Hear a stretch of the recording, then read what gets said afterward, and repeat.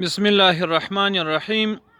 محترم ورونو، کچيري څوک غواړي چې الله تعالی جل جلاله د دعا ډیر ژر قبول کړي، کچيري څوک یو حاجت لري، کچيري چا یو کار شروع کړی دی هغه نیمګړی پاتې سوی دی، نو هغو ته پکار ده چې اوس کوم کلمات چې زه ورته وایم دغه کلمات به د سهار د لمانځه څخه وروسته 7 ځله وایي.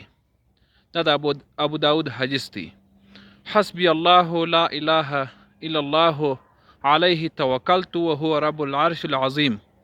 دغه کلمات کچيري د سهار د لمانځه څخه وروسته 7 ځله څوک وایي، بیا وروسته هغه کم دعا چې دغه کم کار هغه حاجت چې دی لري هغه دعا وکړي، الله تعالی جل جلاله به ان شاء الله دغه د دعا یا د نیمګړی کار چې دی دغه به الله تعالی جل جلاله ان شاء الله ورحل کړي.